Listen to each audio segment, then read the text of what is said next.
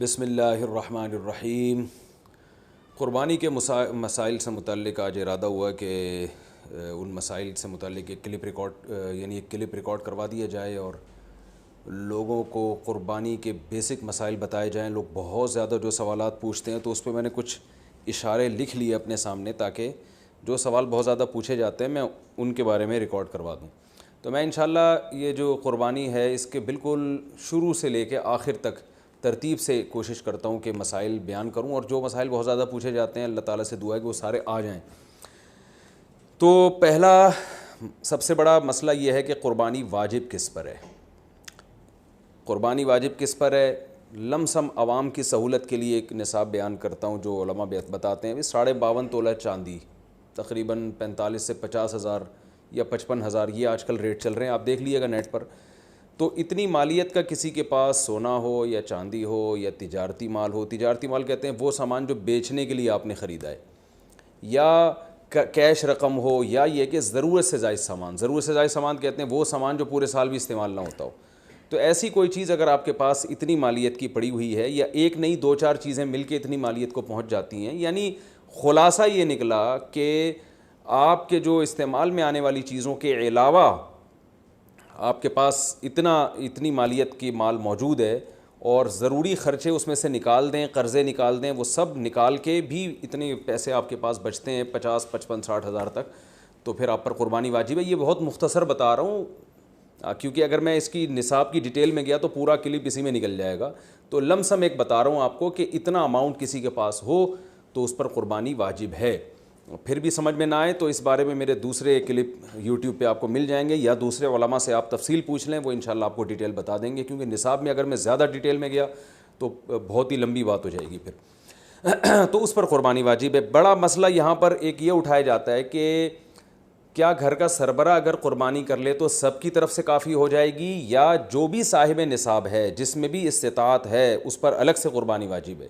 اس میں فقہا کا اختلاف ہے۔ بعض علماء کی رائے یہ ہے کہ ایک آدمی اگر گھر کی طرف سے قربانی کر لے تو سارے اہل خانہ کی طرف سے کافی ہو جاتی ہے، اور اس کے بارے میں بعض تابعین سے آثار منقول ہیں، مصنف ابن ابی شیبہ کی روایات ہیں، لیکن ہماری رائے یہ ہے، اور بر صغیر کے علماء کی رائے یہ ہے، اور امام ابو حنیفہ رحمہ اللہ تعالیٰ کی بھی رائے یہی ہے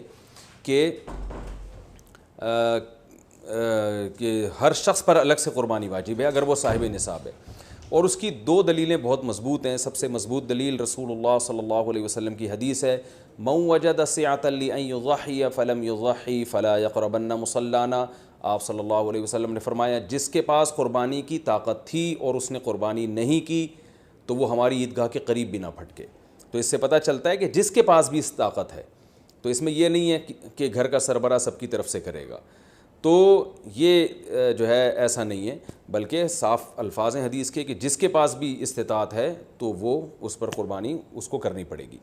اور دوسری دلیل یہ ہے کہ عبادات میں کہیں بھی ایسا نہیں ہوتا کہ ایک کی عبادت دوسرے کی طرف سے کافی ہو جائے، تو اس پر قیاس کا تقاضا بھی یہی ہے کہ جب اسلام میں کوئی بھی ایک عبادت دوسرے کی طرف سے کافی نہیں ہوتی تو یہ کیسے ممکن ہے کہ قربانی جو مستقل ایک سنت ابراہیمی ہے وہ ایک کرے اور دوسری کی طرف سے بھی وہ خود بخود ادا ہو جائے؟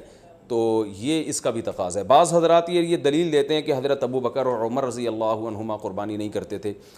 یہ دوسرے مسئلے کی دلیل ہے۔ تو پہلا تو یہ ہو گیا کہ قربانی ہر صاحب استطاعت پر لازم ہے۔ بیگم کے پاس اگر زیور ہے اور اتنی مالیت کا ہے تو اس پر بھی قربانی واجب ہے۔ پھر وہ الگ بات ہے کہ اس کی طرف سے میاں اس کی پرمیشن سے کر دے، یعنی واجب تو اس پر ہوگی لیکن ضروری نہیں ہے کہ وہ خود کرے، اس کی طرف سے اس کا میاں بھی کر سکتا ہے اس کی پرمیشن سے، اجازت سے، اور میاں اپنی طرف سے بھی ایک کر دے اور بیگم کی طرف سے بھی ایک کر دے، یعنی گھر کے ایک فرد کرے گا اور سب کی طرف سے کافی ہو جائے یہ نہیں ہے، بلکہ ہر فرد کو الگ کرنی پڑے گی۔ وہ الگ بات ہے کہ اپنے پیسے سے کرنا ضروری نہیں ہے، وہ فرد خود کرے یا کسی سے کروا دے۔ پھر جب کسی سے قربانی کروائے گا تو اس کو پیسے دے، یا جو قربانی اس کی طرف سے کر رہا ہے وہ خود اپنے پیسے استعمال کر لے تو بھی ٹھیک ہے۔ یعنی یہ بھی ٹھیک ہے کہ آپ کے جو ابا ہیں، آپ کے جو والد صاحب ہیں وہ قربانی کر رہے ہیں اور سب بالغ بچوں کی طرف سے کر رہے ہیں، پیسے کسی سے نہیں لے رہے تو بھی ٹھیک ہے، کوئی حرج نہیں ہے۔ یا شوہر بیوی کی طرف سے کر رہا ہے اور پیسے نہیں لے رہا اس سے تو بہت اچھی بات ہے، ایسا نیک شوہر اللہ میاں سب کو دلائے۔ تو یا بیگم صاحبہ کر رہی ہیں اپنے خرچے پہ اور میاں کی طرف سے بھی کر رہی ہیں، میاں سے پیسے نہیں لے رہی، تو سبحان اللہ، بہت اچھا لگا آپ کو سن کے۔ تو ہمیں بھی بہت اچھا لگا. تو یعنی پیسوں کا ہر ایک کا ڈالنا ضروری نہیں. اچھا یہ بھی ایک مسئلہ ہوتا ہے کہ بڑا بھائی کر رہا ہے سب کی طرف سے اور سب سے آدھے آدھے پیسے لے رہا ہے قربانی کے, وہ یا تھوڑے تھوڑے پیسے لے رہا ہے, باقی پیسے اپنی جیب سے ڈال رہا ہے, تو بھی ٹھیک ہے. یعنی جس کی طرف سے قربانی ہو رہی ہے اس کے لیے خود سے پیسے یعنی خرچ کرنا ضروری نہیں ہے. اس کی طرف سے اگر کوئی اور خرچ کر دیتا ہے تو بھی ٹھیک ہے, چاہے پورے پیسے خرچ کرے یا آدھے پیسے خرچ کرے. قرضہ لے کے بھی قربانی کی جا سکتی ہے. آپ کے پاس اگر پیسے نہیں ہیں تو آپ قرضہ لے کے کر سکتے ہیں, اگر آپ کو یقین ہے کہ میں یہ قرضہ بعد میں لوٹا سکتا ہوں. البتہ قرضہ کھا کے قربانی ٹھیک نہیں ہے کہ آپ نے کسی کا قرضہ دینا ہے, وہ مانگ رہا ہے, دروازے پہ کھڑا ہوا ہے, وہ دے نہیں رہے اور آپ اس کے پیسوں سے بکرے کاٹ رہے ہیں آپ, یہ ٹھیک نہیں ہے. یہ آخرت کے لیے بھی نقصان دہ ہے اور وہ بکرے کے لیے تو نقصان دہ بہرحال ہے ہی ہے. تو ایک مسئلہ تو یہ ہو گیا. دوسرا مسئلہ یہ ہے کہ قربانی کیا واجب ہے یا سنت ہے. تو اس بارے میں بھی دونوں رائے ملتی ہیں علماء کی. جو علماء کہتے ہیں سنت ہے وہ بھی عام سنت نہیں مانتے بلکہ سنت مؤکدہ. سنت مؤکدہ کا مطلب جو نہیں کرے گا قابل ملامت ہوگا. اور امام ابو حنیفہ رحمہ اللہ تعالیٰ کی رائے کے مطابق یہ واجب ہے, اور اس کی دلیل وہی ہے کہ پہلی بات تو یہ کہ عبادت ہے, اور عبادت میں احتیاط کے پہلو کو ترجیح دی جاتی ہے, کیونکہ احتیاط اسی میں ہے کہ اس کو اگر واجب قرار نہیں دیتے تو بہت سے لوگ قربانی کا فریضہ چھوڑ سکتے ہیں, اور اس بات کا خطرہ موجود ہے کہ قیامت میں ان کو گناہ نہ ملے. تو اس لیے احتیاط کے پہلو کو ترجیح جائے گی. اور مضبوط دلیل امام حنیفہ کی قرآن نبی صلی اللہ علیہ وسلم کی وہی حدیث ہے, من وجد سعة لأن يضحي فلم يضحي فلا يقربن مصلانا. آپ صلی اللہ علیہ وسلم نے فرمایا جس کے پاس قربانی کی گنجائش تھی اور اس نے قربانی نہیں کی وہ ہماری عیدگاہ کے قریب بھی مت پھٹکے. آپ صلی اللہ علیہ وسلم 10 سال مدینہ منورہ رہے, ہمیشہ آپ صلی اللہ علیہ وسلم نے قربانی کی. بعض حضرات یہ دلیل دیتے ہیں کہ حضرت ابو بکر اور حضرت عمر نے قربانی نہیں کی اپنے دور خلافت میں, اس سے پتہ چلتا ہے کہ قربانی واجب نہیں ہے. تو یہ دلیل اس لیے درست نہیں ہے کہ حضرت ابو بکر اور حضرت عمر رضی اللہ تعالیٰ عنہ مسکین تھے, غریب تھے, اگرچہ مسلمانوں کے خلیفہ تھے, لیکن یہ ان کی ایک کوالٹی تھی کہ اتنے لاکھوں مربع میل کے مالک ہونے کے باوجود وہ پیون زدہ کپڑے پہنتے تھے. تو صاحب استطاعت پہ قربانی واجب ہے. یہ دونوں حضرات بڑے تھے مگر قربانی نہیں کی انہوں نے, جیسے کہ روایت میں آتا ہے اس کی وجہ استطاعت نہ ہونا. تو استطاعت اگر نہیں ہے تو پھر قربانی لازم نہیں ہے, بلکہ اگر آپ قرضہ لے کے قربانی کرو گے اور خطرہ ہے کہ میں قرضہ ادا نہیں کر سکتا تو پھر تو جائز ہی نہیں ہے آپ کے لیے, کیونکہ دوسروں کا حق دبا کے آپ کے لیے عبادت کی بجا آوری یہ ٹھیک نہیں ہے. اس کی فضیلت کیا ہے قربانی کی؟ رسول اللہ صلی اللہ علیہ وسلم نے ارشاد فرمایا بقرعید کے دنوں میں ایام نحر میں اللہ کو جانور کا خون بہانے سے زیادہ کوئی عمل محبوب نہیں ہے, اور ہر بال کے بدلے میں اللہ نیکی عطا فرماتے ہیں. یہ قربانی کی بہت بڑی فضیلت ہے, اور اس کی فضیلت آپ علماء سے بیانات میں سنتے ہیں. میں بھی چونکہ بہت مختصر جلدی بات کر رہا ہوں تاکہ میں پورے موضوع کو جلدی سے سمیٹ لوں. اب مسئلہ یہ آئے گا کہ جی قربانی, ایک بڑا اہم مسئلہ آج کل یہ چل رہا ہے. نبی صلی اللہ علیہ وسلم نے فرمایا کہ عید کی نماز کے بعد جس نے قربانی کی تو قربانی ہوگی, نماز سے پہلے کر لی تو آپ نے اس قربانی کو قبول نہیں کیا. تو اس سے صاف پتہ چلتا ہے کہ شہر میں جہاں عید کی نماز ہوتی ہے وہاں عید کی نماز سے پہلے قربانی نہیں ہوتی. اب چونکہ بہت ساری عید کی نمازیں ہو رہی ہیں تو علماء کہتے ہیں کہ جس شہر میں آپ رہتے ہیں پورے شہر میں کہیں بھی عید کی نماز ہو جائے گی تو آپ کے لیے قربانی کرنا جائز ہوگا. بہتر تو یہی ہے کہ آپ خود جب تک عید کی نماز نہ پڑھیں قربانی نہ کریں. لیکن اگر کسی نے قربانی کر لی خود نماز پڑھنے سے پہلے تو اگر پورے شہر میں کہیں عید کی نماز ہو چکی تھی تو آپ کی قربانی ہو گئی, عید کی نماز نہیں ہوئی تھی آپ کی قربانی وہ کالعدم ہے. آج کل لاک ڈاؤن کی وجہ سے, کورونا کی وجہ سے یہ بھی مسئلہ کھڑا ہوا ہے. بہت سے ملکوں میں عید کی نماز پہ پابندی ہے. UAE سے فون آتا ہے بھائی یہاں دبئی میں تو عید کی نماز ہی نہیں ہو رہی, تو وہاں کیا کیا جائے گا؟ تو وہاں پر یہ کیا جائے گا کہ بہتر یہ ہے, افضل یہ ہے کہ زوال کے بعد آپ قربانی کریں. اگر پورے شہر میں عید کی نماز ہو ہی نہیں رہی ہے تو پھر زوال کا وقت یعنی ظہر کا وقت جب داخل ہو جاتا ہے تو پھر آپ جانور قربان کریں, اس سے پہلے قربانی نہ کریں. لیکن اگر اس سے پہلے کسی نے قربانی کر لی تو فقہا کی ایک رائے یہ بھی موجود ہے انشاءاللہ وہ قربانی بھی ادا ہو جائے گی. یعنی صبح صادق کے بعد بھی اگر کسی نے قربانی کر لی تو قربانی ہو جائے گی. لیکن بہتر یہ احتیاط اسی میں ہے کہ ایسے جگہوں پہ جہاں عید کی نماز نہیں ہو رہی ہے, بعض کنٹریز ایسے ہیں جہاں عید کی نماز نہیں ہوتی, تو وہاں پر پھر آپ زوال کے بعد جانور کو قربان کریں آپ. یہ مسئلہ ہو گیا. اچھا, اب جانور خریدتے ہوئے کیا چیزیں آپ نے دیکھنی ہیں؟ سب سے پہلی بات 4 جانوروں کی قربانی جائز ہے. اونٹ، اور یہ گائے، بھینس بھی گائے کے حکم میں ہی ہے، اور بکرا اور دمبا. ہرن کی قربانی یا نیل گائے کی قربانی یا اور دوسرے جو جنگلی جانور ہیں ان کی قربانی جائز نہیں ہے. ان 4 جانوروں میں اونٹ کی عمر 5 سال ہونی چاہیے، گائے کی عمر 2 سال ہونی چاہیے، اور بکرے کی عمر 1 سال ہونی چاہیے، اور دمبے کی بھی اصل تو یہی ہے کہ 1 سال عمر ہو، لیکن اگر 6 مہینے کا دمبا اور بھیڑ یا جو بھی سرگودا کے کجلے بڑے مشہور ہیں، 6 مہینے کا اگر دیکھنے میں سال کا لگتا ہے یعنی موٹا تازہ ہو تو 6 مہینے کا دمبا بھی جائز ہے. 6 مہینے سے کم کا جائز نہیں ہے. اور 6 مہینے کا دمبا اگر دیکھنے میں 6 مہینے کا نہیں لگ رہا، 1 سال کا نہیں لگ رہا، بچہ ہی لگ رہا ہے، چھوٹا لگ رہا ہے، کمزور ہے، پھر اس کی بھی جائز نہیں ہے. تو دمبا اگر 6 مہینے کا موٹا تازہ ہے تو اس کی قربانی جائز ہے. اور باقی بکرا 1 سال کا ہونا ضروری، اور گائے 2 سال کی، اور اونٹ 5 سال کا. اچھا، اس میں یہ بات ضروری ہے کہ یہاں سال سے مراد اسلامی سال ہے. مثال کے طور پر آپ بکرا لینے کے لیے گئے مارکیٹ میں، ہاں بھائی کتنی عمر ہے، اس نے کہا کہ جی اتنی عمر ہے، تو آپ اس سے سیدھا سیدھا یہ پوچھیں کہ بھائی پچھلے سال بقرعید سے پہلے یہ پیدا ہو چکا تھا کہ نہیں ہوا تھا؟ اگر پچھلے سال بقرعید سے پہلے پیدا ہو چکا تھا تو اس سال بقرعید میں اس کی قربانی جائز ہے.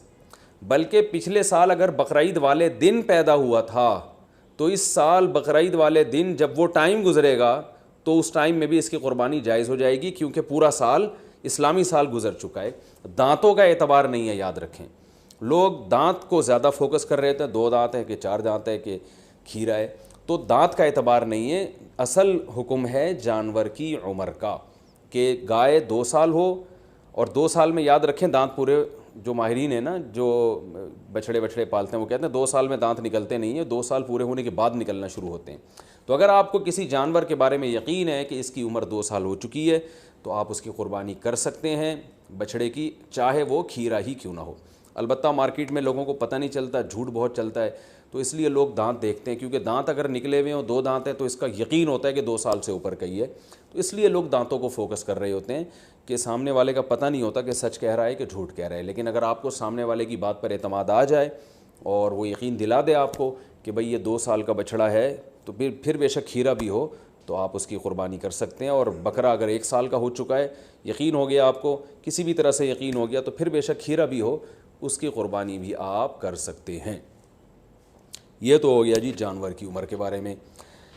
عیب کون سا ہو جانور میں جس کی وجہ سے قربانی نہیں ہوتی، یہ بھی بہت زیادہ سوال پوچھا جاتا ہے. دمیں اٹھا کے لوگ چیک کر رہے ہوتے ہیں اوریجنل ہے، پلاسٹک کی تو نہیں لگی ہوئی. تو اب چونکہ زیادہ تر لوگ سب سے پہلے دم ہی چیک کرتے ہیں تو ہم شروع بھی دم ہی سے کرتے ہیں. تو جانور کی جو دم ہے اگر آدھی کٹی ہوئی ہے تو اس کی قربانی جائز نہیں ہے، آدھی سے کم کٹی ہوئی ہے تو قربانی جائز ہے. تو اس سے پتہ چلتا ہے کہ پوری دم ہی اگر چپکائی ہوئی ہے یا سی ہوئی ہے تو بھی قربانی جائز نہیں ہے. تو کم سے کم آدھی دم، آدھی سے زیادہ دم اس کی سلامت ہونی چاہیے. اس سے تھوڑی بہت کٹی ہوئی ہے تو اس سے کوئی فرق نہیں پڑتا. کان کا بھی یہی حکم ہے، کان اگر آدھا کٹا ہوا ہے تو قربانی جائز نہیں ہے، آدھے سے کم کٹا ہوا ہے تو قربانی جائز ہے. بعض دفعہ ایسے کان نہ چرے ہوئے ہوتے ہیں تو اس سے کوئی فرق نہیں پڑتا، قربانی اس کی بھی جائز ہے. آنکھ کا حکم یہ ہے کہ ایک آنکھ کی اگر بینائی نہیں ہے تو قربانی جائز ہے. بینائی ہے لیکن کم نظر آتا ہے اور جانور دیکھ لیتا ہے گھاس ماس کو تو بھی ٹھیک ہے، یعنی پوری نظر کا 6/6 ہونا ضروری نہیں ہے. البتہ بالکل ہی ایک آنکھ کی بینائی غائب ہو تو پھر اس کی قربانی درست نہیں ہے.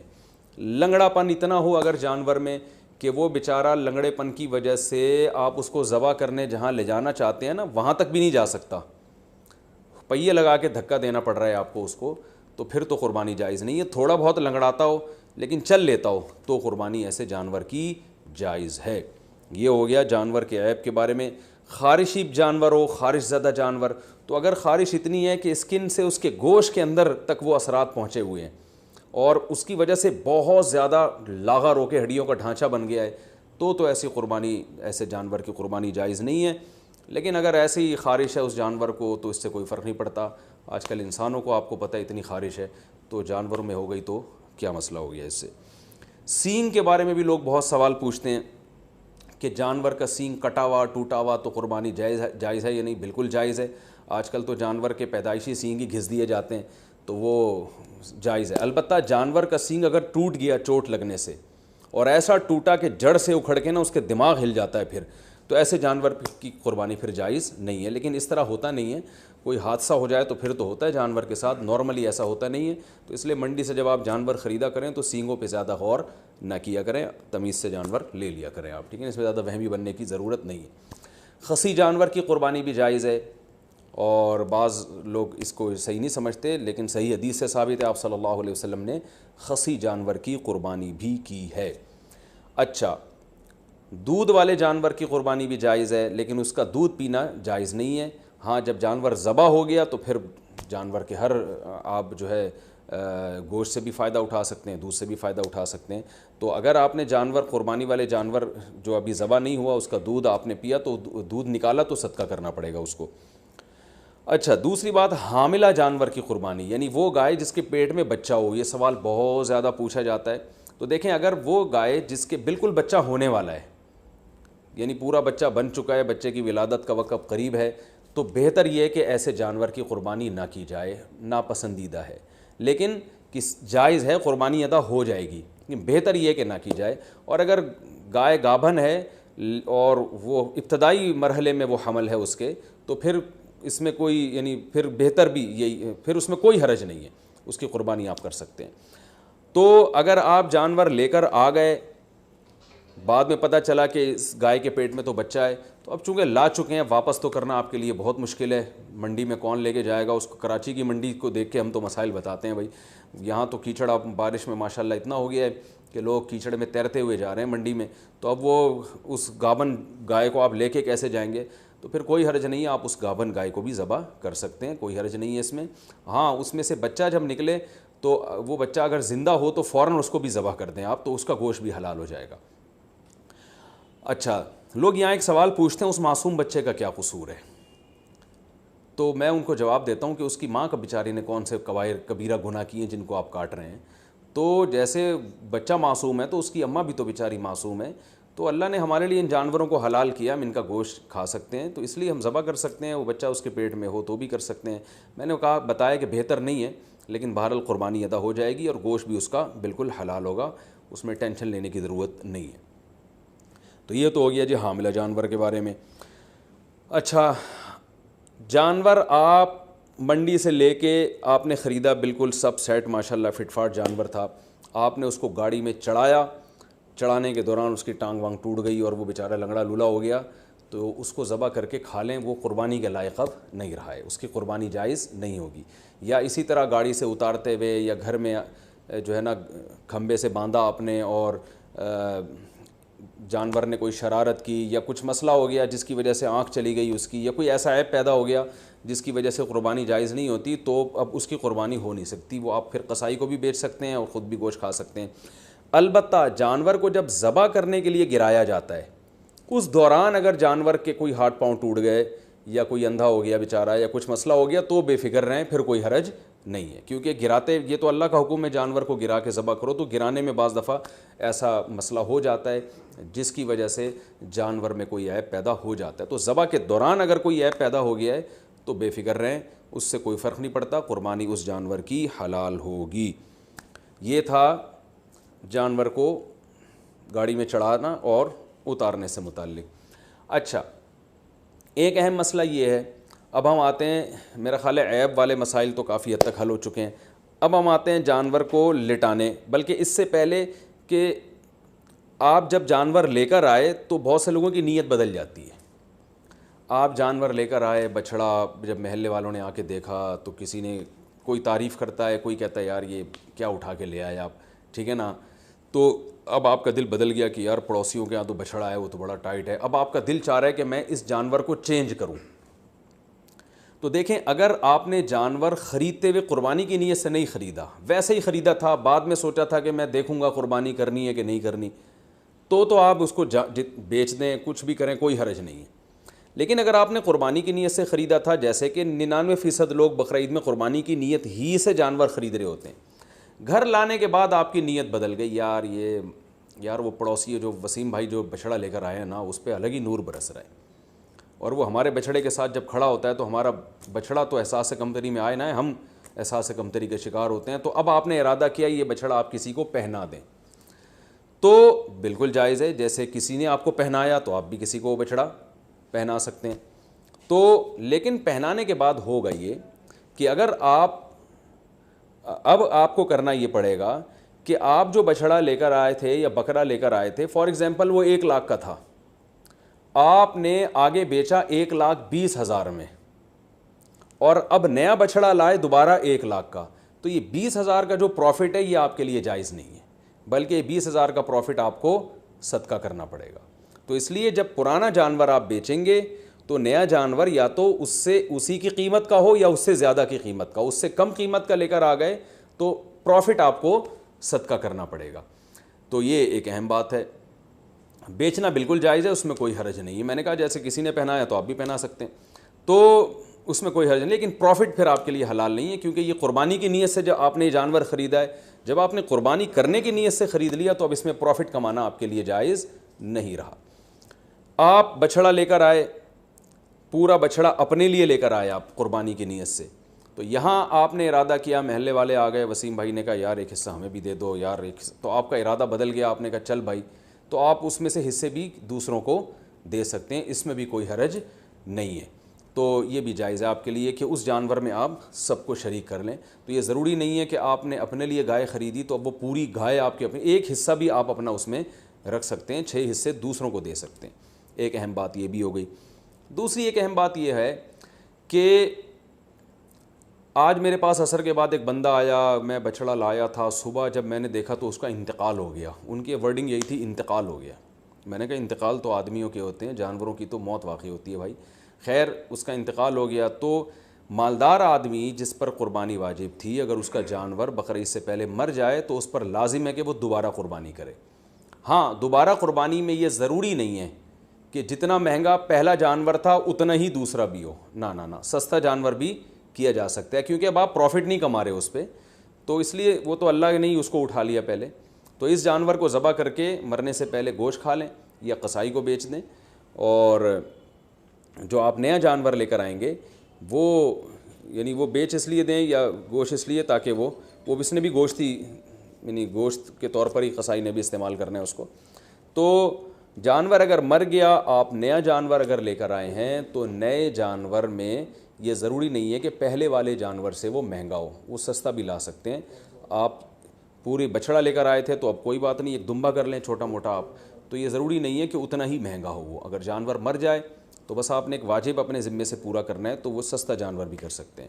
اور اگر غریب آدمی جانور خرید کے لایا تھا قربانی کی نیت سے، وہ جانور مر گیا تو بس غریب کو ثواب مل گیا، دوبارہ اس پر قربانی واجب پہلے بھی نہیں تھی اب بھی واجب نہیں ہے. تو یہ ہو گیا جی. اچھا اب ہم چلتے ہیں قربانی کے مسائل میں ذبح کی طرف. جانور ذبح کرنے میں ایک بڑی کوتاہی یہ ہوتی ہے کہ قصائیوں کے حوالے چھری کر دی جاتی ہے. بعض دفعہ پتہ نہیں ہوتا کہ یہ مسلمان ہیں بھی یا نہیں ہیں، کیونکہ ان دنوں میں ہندو بھی بہت سے قصائی بنے ہوئے ہوتے ہیں. تو یاد رکھیے گائے کی گردن پہ یا جانور کی گردن پہ جو چھری چلانے والا ہے، پکڑنے والا کوئی بھی ہو، رسی باندھنے والا کوئی بھی ہو، چھری چلانے والے کا توحید پرست ہونا ضروری ہے یا اہل کتاب ہونا ضروری ہے. تو اس لیے یہ دیکھ لیں کہ یہ مسلم بھی ہے یا نہیں ہے. اور تو بلا وجہ خام خواہ میں کوئی کہہ رہا ہوں میں مسلمان ہوں تو اب یہ نہیں کہ لیبارٹری چیک کے لیے بھیج دیا آپ نے اس کو کہ ہے بھی کہ نہیں ہے، اتنی تحقیق کی ضرورت نہیں ہے. تو بس یہ پہلے تحقیق کر لیا کریں بھائی، مسلمان ہو، توحید پرست ہو، ایک اللہ کو مانتے ہو، نبی صلی اللہ علیہ وسلم کی ختم نبوت کے قائل ہو، اور نبی صلی اللہ علیہ وسلم کو مختار کل، مشکل کشا، حاجت روا تو نہیں سمجھتے. تو جو توحید کا عقیدہ ہے نا وہ بہرحال پہلے ضروری ہے، جو بیسک اسلام کے عقائد ہیں وہ اس کو پتہ ہونے چاہیے. تو اس کے بغیر جانور کا ذبیحہ جو ہے اگر وہ آپ کو پتہ چل گیا کہ یہ مشرک ہے تو پھر اس کا ذبیحہ حلال نہیں ہے. ایک بات. دوسری بات، قصائیوں میں یہ کوتاہی ہوتی ہے کہ قصائی جو ہے وہ منہ میں گٹکے ہوتے ہیں، پان ہوتے ہیں. میں نے خود دیکھا ہے کہ وہ تکبیر نہیں پڑھ رہے ہوتے ذبح کرتے ہوئے، سب نہیں کرتے، یعنی بعض لوگ ایسا کرتے ہیں. تو اگر جان بوجھ کر کسی نے تکبیر چھوڑ دی ہے تو بھی جانور مردار ہو جائے گا. تو اس لیے قرآن مجید میں صاف اللہ کا حکم ہے وَلَا تَأْكُلُوا مِمَّا لَمْ يُذْكَرِ اسْمُ اللَّهِ عَلَيْهِ، وہ جانور جس پر اللہ کا نام نہ لیا جائے اس کو مت کھاؤ. تو اس لیے اس بات کا اہتمام کرنا چاہیے، جو لوگ جانور کے قریب کھڑے ہوئے ہیں ان کو سب کو چاہیے زور سے تکبیر پڑھنا شروع کر دیں تاکہ چھری پھیرنے والے کو یاد آ جائے اور وہ غفلت نہ کرے اس بارے میں. ہاں اگر بھولے سے رہ گیا, اس بیچارے کو یاد ہی نہیں رہا, تو وہ جانور حلال ہے, اس میں کوئی حرج نہیں ہے. جان کر تکبیرات چھوڑ دینا یہ بالکل اس سے جانور مردار ہو جاتا ہے. بعض اب ایسے ہوتا ہے کہ ایک آدمی سے چھری چل نہیں رہی ہوتی تو دوسرا بھی ہاتھ لگا دیتا ہے, یار ہم دونوں مل کے چھری چلا دیتے ہیں. تو دو آدمیوں نے اگر چھری چلائی ہے تو پھر دونوں پر تکبیر پڑھنا واجب ہے. دونوں میں سے ایک بھی اگر تکبیر چھوڑ دے گا تو جانور حلال نہیں ہوگا, اس کا خیال کیا کریں. اور ویسے بھی جانور کو خود ذبح کیا کریں. علماء کہتے ہیں کہ جانور ذبح کرنے والا جو جس کی قربانی ہے نا وہ خود ذبح کرے گا تو اس میں زیادہ ثواب ہے. ایک کوتاہی جو بہت عرصے سے میں بتاتا چلا آ رہا ہوں, قصائی جانور ذبح کرنے کے بعد 4 رگیں کٹنے کے بعد حرام مغز میں چاقو مارتے ہیں. یہ بالکل غلط ہے. صرف 4 رگیں کاٹ کے جانور کو چھوڑ دینا ہے تاکہ بلیڈنگ زیادہ ہو, اس کا خون نکل جائے باڈی سے. قصائیوں کے پاس ٹائم کم ہوتا ہے, وہ جلد بازی میں ہوتے ہیں, لہذا وہ کہتے ہیں کون اتنی دیر جانور کے ٹھنڈا ہونے کا انتظار کرے. بالکل ایسے ہی جیسے خواتین کو جب ڈیلیوری ہوتی ہے نا, بچہ پیدا ہوتا ہے, تو بعض گائنی کی ڈاکٹر کہتی ہیں کون اتنی دیر انتظار کرے گا, لاؤ چاپڑ چاقو کینچی لاؤ, پیٹ چاک کرو اور آپریشن کر کے بچہ باہر نکالو, ہم نے دوسرا کیس بھی نمٹانا ہے. تو ہر آدمی جلدی میں گھوڑے پہ بیٹھا ہوا ہے. تو قصائی تو آپ کو پتہ ہے اس وقت جیٹ طیاروں پہ بیٹھے ہوئے ہوتے ہیں بقرعید والے دن, تو ان کے پاس اتنا ٹائم نہیں ہوتا جانور کی 4 رگیں کاٹیں پھر چھوڑ دیں, بلیڈنگ ہوگی, خون نکلے گا. وہ کہتے ہیں یار بس جلدی سے نا اس کے حرام مغز میں چاقو مارتے ہیں گردن میں, اور جانور کو تکلیف بھی ہوتی ہے اس سے اور جلدی مردار ہو جاتا ہے. اس کا نقصان یہ ہوتا ہے کہ جتنی بلیڈنگ ہونی چاہیے, خون نکلنا چاہیے, نکلتا نہیں ہے. تو اس سے 3 نقصان. پہلا نقصان مکروہ عمل ہے, یہ شریعت میں یہ طریقہ ہمیں ذبح کرنے کا نہیں بتایا. دوسرا نقصان جو گوشت میں خون باقی رہ جاتا ہے, جو ذبح کرنے کا مقصد ہے وہ پورا حاصل نہیں ہوتا. تیسرا نقصان گوشت کی لذت بھی کم ہو جاتی ہے.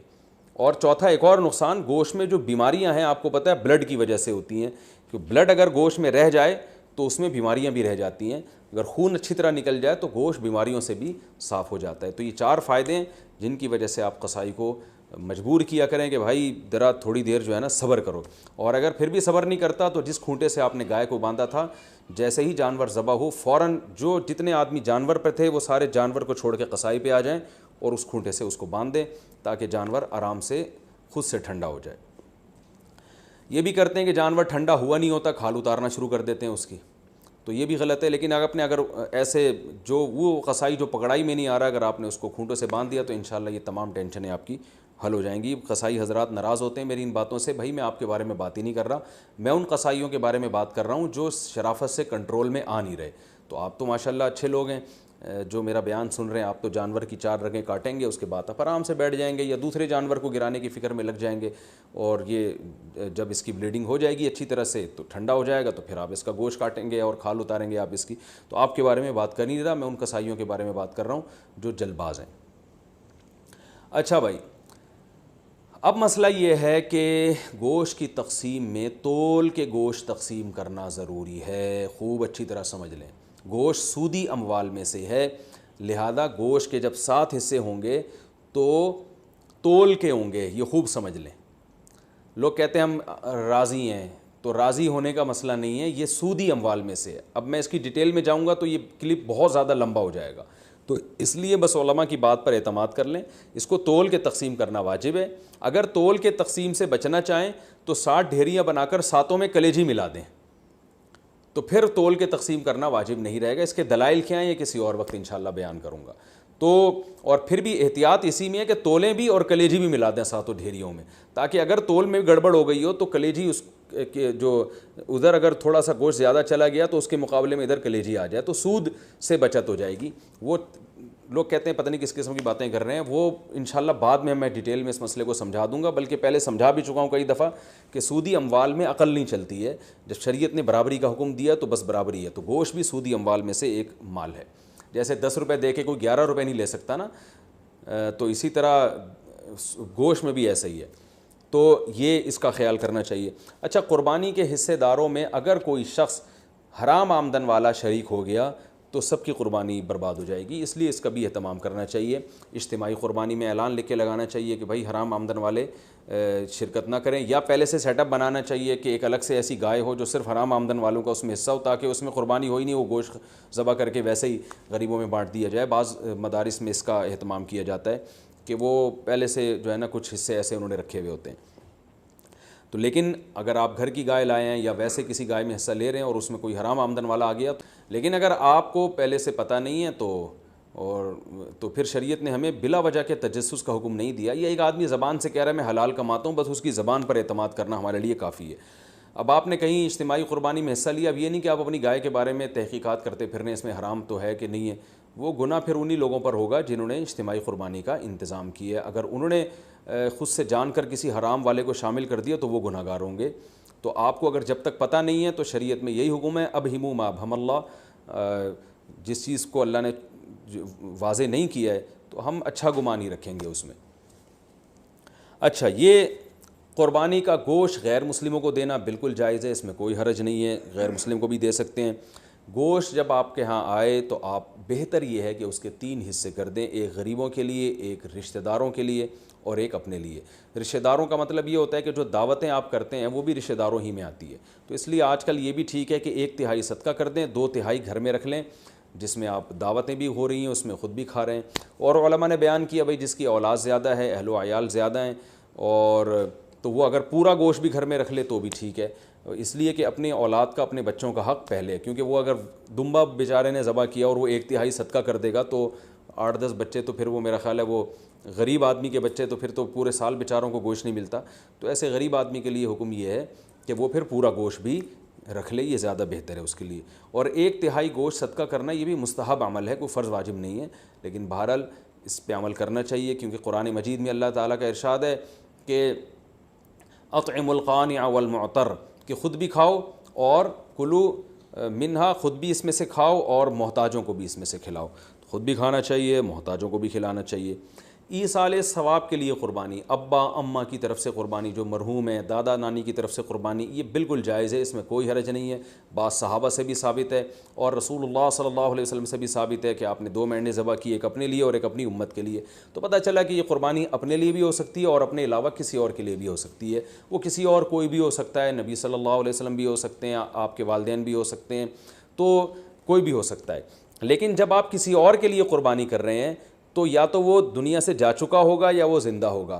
اگر دنیا سے جا چکا ہے تو وہ قربانی کا گوشت آپ خود بھی کھا سکتے ہیں, لیکن اگر وہ زندہ ہے تو اس کی پرمیشن کے بغیر اس کے لیے قربانی نہیں ہو سکتی, کیونکہ وہ ایک عبادت ہے اور جو زندہ آدمی ہے وہ عبادت کا اہل ہے. جب تک اس کی وہ نیت نہیں کرے گا خود تو اس کی قربانی نہیں ہوگی.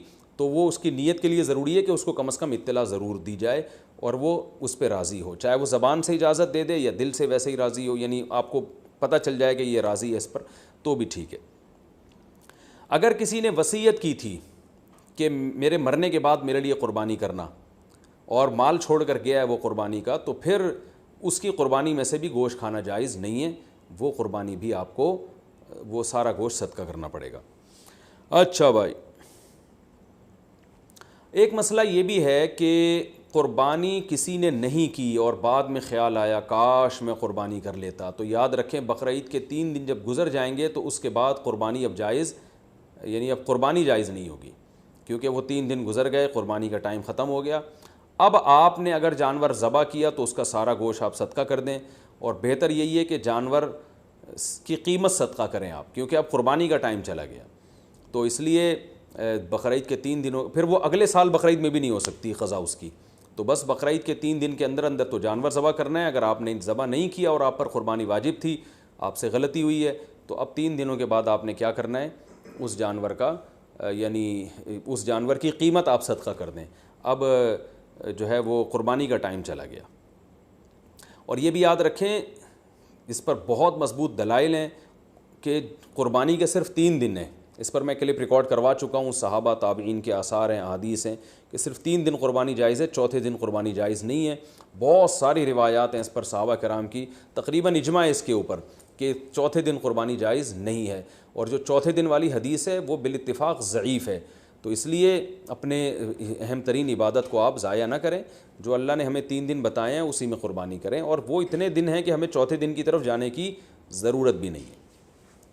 لیکن اگر کوئی کر رہا ہے تو بحث مباحثہ نہ کریں, لڑائی جھگڑا یہ بھی اچھی چیز نہیں ہے. آپ خود احتیاط کریں, صرف 3 دن, اور جتنے لیٹ کریں گے قربانی کا ثواب کم ہوگا. پہلے دن سب سے زیادہ, دوسرے دن اس سے کم, تیسرے دن اس سے بھی کم. اچھا بھائی، اور مسئلہ کیا ہے کہ قربانی میں عقیقے کی نیت کرنا، یہ سوال بھی بہت پوچھا جاتا ہے۔ بالکل جائز ہے، آپ ایک گائے لے کر آئے تو آپ اس میں اپنے بچوں کا عقیقہ بھی کر سکتے ہیں، اور قربانی کا یعنی بیٹے کا لڑکے کی طرف سے 2 حصے ڈال دیں اس میں، اور ایک اپنی قربانی بھی کر لیں، یہ بھی بالکل جائز ہے۔ اچھا بھائی، اور نابالغ اولاد کی طرف سے قربانی، دیکھیں جو نابالغ اولاد کی طرف سے قربانی ہے اگر تو انشاءاللہ اس کو ثواب ملے گا۔ قربانی وہ آپ ہی کی طرف سے ہوگی، تو یعنی آپ ہی اس قربانی کے مالک ہیں، تو کیونکہ جو نابالغ ہے نا اس پر قربانی بہرحال واجب نہیں ہوتی، چاہے وہ کتنا ہی مالدار کیوں نہ ہو۔ اور اگر بالکل ہی چھوٹا بچہ ہے تو پھر اس کی طرف سے قربانی کا مطلب یہ ہوتا ہے کہ آپ خود ہی بس قربانی کر رہے ہیں، تو وہ قربانی کا اہل نہیں ہے، اس کی طرف سے قربانی نہیں ہوگی۔ ہاں اگر وہ سمجھدار ہے، بلوغت کے قریب ہے، تو پھر اس کی طرف سے قربانی ادا ہو جائے گی، اگرچہ اس پہ واجب ہے نہیں ابھی، تو یہ کر سکتے ہیں، اس میں کوئی حرج نہیں ہے۔ اچھا، ایک اہم مسئلہ یہ بھی ہے کہ اونٹ کو ذبح کرنا یہ سنت نہیں ہے، اونٹ کو نہر کرنا سنت ہے۔ کھڑے کھڑے اس کی ٹانگ باندھ کے نا یہاں چاقو مارا جاتا ہے، اور ایکسپرٹ جو کسائی ہوتے ہیں وہ ایسے زور سے کٹ لگاتے ہیں کہ ایک دم فوارہ نکلتا ہے، اونٹ بہت جلدی ٹھنڈا ہو جاتا ہے۔ اور جو اناڑی ہوتے ہیں وہ بہت تکلیف دیتے ہیں جانور کو، وہ گھماتے رہتے ہیں اس میں، اور ان کو صحیح نس ملتی نہیں ہے، رگ ملتی نہیں ہے، اونٹ کا خون کم بہتا ہے، وہ بہت دیر سے اس کی جان نکلتی ہے، تو یہ بہت جو ہے وہ اچھا کام نہیں ہے جانور کو تکلیف دینا۔ آپ صلی اللہ علیہ وسلم نے حکم دیا ہے کہ جب تم میں سے کوئی شخص جانور کو ذبح کرنے کا ارادہ کرے تو اسے چاہیے کہ جانور کو راحت پہنچائے، اس کی راحت کا خیال رکھے، وہ اس کی کو اذیت نہ دے، تکلیف نہ دے۔ اور آپ نے یہ بھی فرمایا کہ اپنی چھری کو پہلے تیز کر لو تاکہ جانور کو تکلیف نہ ہو۔ بعض لوگ یہ کر رہے ہوتے ہیں، جانور کو لٹا کے چھری تیز کر رہے ہوتے ہیں، وہ بھائی پہلے ہی کر لیتے یہ کام، اس کو آپ نے جو لٹا کے اتنی تکلیف دی ہوئی ہے، یہ ٹھیک نہیں، یہ ٹھیک عمل نہیں ہے۔ تو جانور کو راحت دینے کا ہمیں حکم ہے، تکلیف سے اس کو بچانا ہے ہم نے۔ تو یہ کچھ مسائل تھے، اور بھی کوشش کر رہا ہوں کہ کوئی مسائل دماغ میں آ جائیں جو لوگ زیادہ زیادہ۔ ہاں ایک اہم مسئلہ یہ، بعض جانور بڑے شرارتی ہوتے ہیں، کنٹرول میں نہیں آ رہے ہوتے، جیسے بعض میاں کنٹرول میں نہیں آتے، بعض بیویاں کنٹرول میں نہیں آتی، بعض بچے کنٹرول میں نہیں آتے، اور بعض دفعہ آپ کا ملازم کنٹرول میں نہیں آ رہا، تو اس دفعہ بعض دفعہ آپ ایسی گائے لے آتے ہیں کہ وہ گائے، ابھی ہمارے 2-3 سال پہلے محلے میں ایک بچھڑا آیا، وہ ایسا خون خوار قسم کا بچھڑا کہ وہ کسی کو قریب ہی نہ آنے دے۔ تو ایک قصائی آیا، اس نے کہا ابے دیکھو ایسی کی تیسی، میں کسی سے نہیں ڈرتا، اور بغیر کچھ کہے نا وہ بچھڑے کے قریب چلا گیا۔ جو وہاں بچھڑے کے قریب لوگ تھے نا، ان کا بیان ہے کہ وہ ایسے اچھلتا ہوا قصائی بچھڑے کے پاس گیا کہ جیسے ڈرتا ہی نہیں ہے۔ تو کہہ رہے ہیں ہمیں چند سیکنڈ کے بعد ہمیں یہ لگا کہ صرف بچھڑا ہے، قصائی ہے نہیں یہاں پہ کہیں بھی۔ تو ہم حیران، یہ قصائی کیا کہاں، یعنی بچھڑے نے اتنی اسپیڈ کے ساتھ اس کو لات ماری ہے کہ قصائی مارکیٹ سے شارٹ۔ تو کہہ رہے ہیں ہم دیکھا وہ وہاں پڑا ہوا ہے۔ تو وہ فنٹر گیری بھی بعض لوگ کر رہے ہوتے ہیں۔ تو ایسا جانور جو بہت ہی شرارتی ہو، قابو میں نہ آ رہا ہو، تو شرعاً یہ جائز ہے کہ آپ اس کو پہلے اگر کسی گولی وغیرہ سے مار دیں، گرا دیں اس کو بندوق سے، اور پھر ذبح کر لیں تو بھی جائز ہے، یا اور کسی طریقے سے اس کو قابو میں لانے کے لیے یہاں پر اس کے گردن پہ کھڑے کھڑے بھی ذبح کر سکتے ہیں، یعنی اس کو آپ، یعنی 2 دھاری چاقو آپ نے گردن پہ لگایا اور اس کو چاروں رگیں کاٹ ڈالی تو بھی جائز ہے۔ تو بہتر سنت طریقہ تو یہی ہے کہ لٹا کے گلے پہ چھری چلائی جائے بچھڑے کے، لیکن اگر وہ بے قابو بچھڑا ہے تو کھڑے کھڑے بھی مجبوراً اس کو ذبح کرنا جائز ہے۔ ہاں اگر گولی ماری آپ نے اس کے گرانے کے لیے اور گولی سے ہی وہ ٹھنڈا ہو گیا تو پھر حرام ہو جائے گا، چاہے گولی پہ تکبیر بھی کیوں نہ پڑی ہو، کیونکہ گولی کا شکار جائز نہیں ہے، حلال نہیں ہے، تو اس لیے دھاری دار چیزوں کا شکار ہوتا ہے۔ اسی طرح جانور اگر بھاگ گیا اور آپ نے اس کو چاقو مارا پیچھے سے تکبیر پڑھ کے، اور تیر مارا یا چاقو مارا، آج کل لوگ ارطغرل دیکھ رہے ہیں تو تیر ویر بھی لوگ گھروں میں لا کے رکھ رہے ہوں گے، تو تیر مارا، دھاری دار چیز ہے نا، وہ تیر اس کے جا کے لگا، یا چاقو آپ نے مارا، وہ چاقو اس کے لگا، اس سے وہ زخمی ہو گیا، اس سے وہ نیچے گرا، آپ فوراً بھاگیں جا کے اس کو ذبح کریں، لیکن آپ فوراً بھاگے اور ذبح کرنے سے پہلے وہ ٹھنڈا ہو گیا تو بھی وہ حلال ہے، کیونکہ دھاری دار چیز سے شکار اگر کیا تو پھر اگر آپ کو ذبح کرنے کا موقع نہیں ملتا اور اس دوران جانور مر جاتا ہے تو وہ شکار حلال ہوتا ہے، بشرطے کہ آپ نے تیر پھینکتے ہوئے یا چھری پھینکتے ہوئے آپ نے تکبیر پڑھی ہو، اللہ کا نام لیا ہو۔ لیکن اگر آپ قریب پہنچ گئے اور زندہ تھا وہ، تو پھر آپ نے ذبح نہیں کیا تو پھر حلال نہیں ہوگا. یا آپ نے تیر سے شکار کیا یا چاقو سے شکار کیا, اس کا یعنی نیزہ مارا اس کے اوپر, اور وہ پھر آپ اس کے پیچھے بھاگے نہیں اس کو ذبح کرنے کے لیے, تو بھی وہ حلال نہیں ہوگا. یعنی آپ نے اپنی ذمہ داری پوری کی, اس کے باوجود وہ آپ کے پہنچنے سے پہلے ٹھنڈا ہو گیا تو پھر وہ حلال ہے. لیکن گولی کا شکار کسی صورت میں حلال نہیں ہے. بلا وجہ جانور کو گولی سے مار کے گرانا یا اسے بے ہوش کر کے ذبح کرنا, یہ بھی مکروہ ناپسندیدہ عمل ہے. اس لیے کہ جانور کو جب آپ بے ہوش کر دیتے ہیں تو پھر اس کو جب ذبح کرتے ہیں تو خون صحیح طرح سے اس کا نہیں نکلتا, جو ذبح کے مقاصد کے خلاف ہے. اور پھر یہ بھی خطرہ ہوتا ہے کہ جانور پہلے ہی نہ مر چکا ہو. تو یہ کچھ مسائل تھے قربانی کے. اللہ تعالیٰ ہم سب کی قربانیوں کو قبول فرمائے. اور یاد رکھیں بقرعید کے 3 دنوں میں آپ صلی اللہ علیہ وسلم نے فرمایا اللہ تعالیٰ کو جانور کا خون بہانے سے زیادہ کوئی عمل محبوب نہیں ہے. اور آپ نے فرمایا طیبوا بہا انفسکم, خوش دلی کے ساتھ قربانی کیا کرو. اور یہ بہت افسوس کی بات ہے آج ہمارے یہاں جب جانور کو ذبح کیا جا رہا ہوتا ہے, لوگ شور مچا رہے ہوتے ہیں, اچھل رہے ہوتے ہیں, سیٹیاں بجا رہے ہوتے ہیں. یہ بالکل بھی ٹھیک نہیں ہے. یہ ایک عبادت ہے. ابراہیم علیہ السلام جو اللہ کے خلیل تھے, ان کی سنت ہے. تو عبادت کو عبادت والے انداز ہی میں کیا جائے گا. اس وقت ذکر کرنا چاہیے, اللہ کا نام لینا چاہیے, دل میں دعا مانگنی چاہیے کہ اللہ ہمارے اس عمل کو قبول فرما. سیٹیاں بجانا اور ہوٹنگ کرنا اور ایسے اچھلنا یہ بہت بالکل نامناسب حرکت ہے. وہ کوئی وہ انٹرٹینمنٹ کا کوئی شو نہیں ہو رہا, وہ بلکہ ایک عبادت ہو رہی ہے اللہ کے لیے. ایک اپنے مال کو آپ, ایک نفیس مال کو اور ایک جان کو آپ قربان کر رہے ہو اللہ کی خاطر, تو عبادت ہی ہونی چاہیے. اور اس وقت دعا پڑھنی چاہیے انی وجہت وجہی للذی فطر السماوات والارض حنیفا وما انا من المشرکین. یہ دعا کسی کو یاد نہ ہو تو ویسے ہی زبان سے کہہ دے اللہ یہ میری طرف سے اور میں نے تیری طرف رخ کیا اور یہ میری طرف سے صرف تیرے لیے قربانی ہے اور تیرے خلیل ابراہیم علیہ الصلاۃ والسلام کی سنت کو میں زندہ کر رہا ہوں. یہ دل میں نیت کر لے, زبان سے اچھے الفاظ کہہ دے کہ اللہ تو میری طرف سے قبول کر لے اس کو. تو یہ الفاظ کہنے چاہیے, دعا مانگنی چاہیے کہ اللہ اس کو قبول فرما لے. تو یہ ہے قربانی کا گوشت اسٹور کتنے دن کر سکتے ہیں, جتنے دن چاہیں, فریج جب تک آپ کی اجازت دیتا ہے. البتہ میں ایک چٹکلا سناتا ہوں. وہ ایک آدمی نے اپنا بکرا دیکھا جنت میں ٹہلتا ہوا نظر آ رہا ہے, بکرا ذبح کیا تھا نا اس نے, لیکن اس بکرے کا ایک ٹانگ جو ہے نا وہ نہیں تھی. تو اس نے بکرے سے پوچھا بھائی تیری ایک ٹانگ کہاں ہے؟ تو اس نے کہا وہ ابھی تک تیرے فریج میں رکھی ہوئی ہے, 6 مہینے ہو گئے ہیں, ٹھیک ہے نا, وہ یہاں پہنچی نہیں ہے. تو اسٹور بھی کر سکتے ہیں لیکن اتنا اسٹور نہ ہو کہ جو ہے وہ آپ 6 7 7 مہینے, وہ گوشت کی ذائقہ بھی چینج ہو جاتا ہے. کھائیں بھی کھلائیں بھی, اللہ تعالیٰ کو کھلانے والے بھی پسند ہیں. اور قربانی میں تو اللہ تعالیٰ نے ہمیں روزے کو حرام کر دیا بقرعید کے دنوں میں, اسی وجہ سے حرام کر دیا کہ ہم تاکہ قربانی کا گوشت استعمال کر سکیں. تو قربانی کا گوشت کھانا بھی سنت ہے. آپ صلی اللہ علیہ وسلم نے 60 اونٹ اپنے ہاتھ سے نہر کیے تھے, اور روایت میں ہے کہ ہر اونٹ سے کچھ نہ کچھ گوشت آپ صلی اللہ علیہ وسلم نے چکھا تھا. تو اس لیے مبارک گوشت ہے, اللہ کی طرف سے ضیافت ہے. اللہ تو بھائی دال چاول بھی کھلا رہا ہو اپنی طرف نسبت کر کے تو بھی بڑی چیز ہے وہ.